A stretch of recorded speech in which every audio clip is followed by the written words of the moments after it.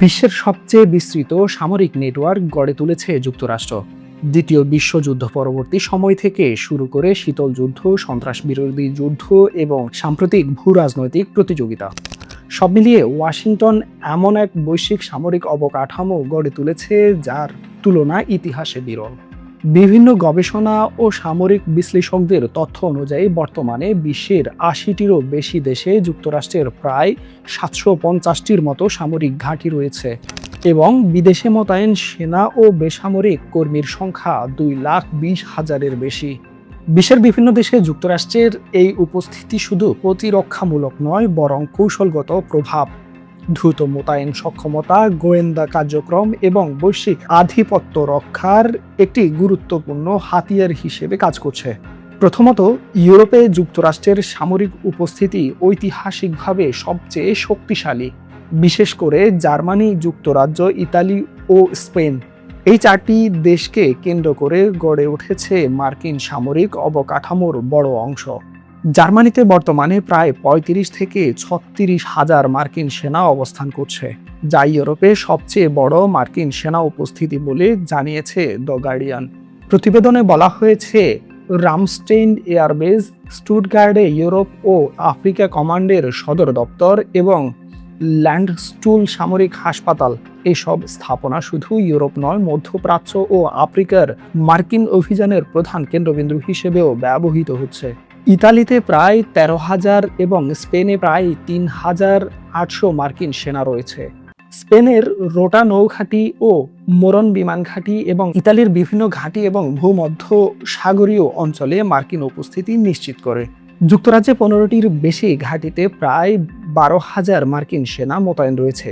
এই ঘাঁটিগুলো নজরদারি, পারমাণবিক সক্ষমতা এবং বিমান হামলার প্রস্তুতিতে গুরুত্বপূর্ণ ভূমিকা পালন করে। সব মিলিয়ে ইউরোপে মার্কিন উপস্থিতি ন্যাটো জোটের নিরাপত্তা কাঠামোর মেরুদণ্ড হিসেবে বিবেচিত। এশিয়া প্রশান্ত মহাসাগর চীনকে প্রতিরোধের কৌশল। এশিয়া অঞ্চলে যুক্তরাষ্ট্রের সামরিক উপস্থিতি মূলত চীন ও উত্তর কোরিয়ার প্রেক্ষাপটেই গড়ে উঠেছে। স্বাধীন অলাভজনক সংস্থা ওয়ার্ল্ড পপুলেশন রিভিউ বলছে, জাপানে সবচেয়ে বেশি মার্কিন ঘাঁটি রয়েছে, সংখ্যায় প্রায় ১২০টি, এবং সেখানে প্রায় ৫০,০০০-এর বেশি মার্কিন সেনা মোতায়েন রয়েছে। তাদের প্রতিবেদনে বলা হয়েছে, ওকিনাওয়া দ্বীপ বিশেষভাবে গুরুত্বপূর্ণ, যেখানে মার্কিন নৌ ও বিমান ঘাঁটি রয়েছে। দক্ষিণ কোরিয়ায় প্রায় ২৫ থেকে ৩০,০০০ মার্কিন সেনা অবস্থান করছে, যা কোরীয় উপদ্বীপে প্রতিরোধমূলক ভারসাম্য বজায় রাখার অংশ। দেশটিতে অবস্থিত ক্যাম্প হামফ্রিজ যুক্তরাষ্ট্রের বৃহত্তম বিদেশি সামরিক ঘাঁটি হিসেবে পরিচিত। এছাড়া গুয়াম, ফিলিপাইন, অস্ট্রেলিয়া, সিঙ্গাপুরেও গুরুত্বপূর্ণ সামরিক উপস্থিতি রয়েছে দেশটির। এই অঞ্চলকে ইন্দো প্যাসিফিক কৌশলের কেন্দ্র বলা হয়, যেখানে যুক্তরাষ্ট্র চীনের প্রভাব মোকাবিলায় সামরিক সক্ষমতা জোরদার করছে। এবার আসা যাক মধ্যপ্রাচ্যের দিকে। মধ্যপ্রাচ্যে যুক্তরাষ্ট্রের সামরিক উপস্থিতি দীর্ঘদিনের এবং অত্যন্ত কৌশলগত। কাতারের আল উদেইদ বিমান ঘাঁটি এই অঞ্চলে সবচেয়ে বড় মার্কিন ঘাঁটি, যেখানে প্রায় ১০,০০০ সেনা মোতায়েন রয়েছে। এটি সেন্টকমের ফরওয়ার্ড হেডকোয়ার্টার বলে জানিয়েছে রয়টার্স। প্রতিবেদনে বলা হয়েছে, বাহরাইনে মার্কিন নৌবাহিনীর ৫ম নৌবহরের সদর দপ্তর অবস্থিত, যা পারস্য উপসাগরের নিরাপত্তা নিয়ন্ত্রণ করে। কুয়েত, সংযুক্ত আরব আমিরাত, সৌদি আরব, জর্ডান ও ইরাকে একাধিক ঘাঁটি রয়েছে, যেগুলো সন্ত্রাস বিরোধী অভিযান, গোয়েন্দা কার্যক্রম এবং আঞ্চলিক শক্তির ভারসাম্য রক্ষায় ব্যবহৃত হয়। এই অঞ্চলটি বিশেষভাবে গুরুত্বপূর্ণ কারণ বিশ্ব তেলের বড় অংশ এখান দিয়ে প্রবাহিত হয় এবং সামরিক উপস্থিতি সরাসরি জ্বালানি নিরাপত্তার সঙ্গে সম্পর্কিত। আফ্রিকায় যুক্তরাষ্ট্রের ঘাঁটি তুলনামূলক কম হলেও কৌশলগতভাবে গুরুত্বপূর্ণ। জিবুতির ক্যাম্প লেমনিয়ে আফ্রিকায় সবচেয়ে বড় মার্কিন ঘাঁটি, যেখানে ৪,০০০-এর বেশি সেনা মোতায়েন রয়েছে।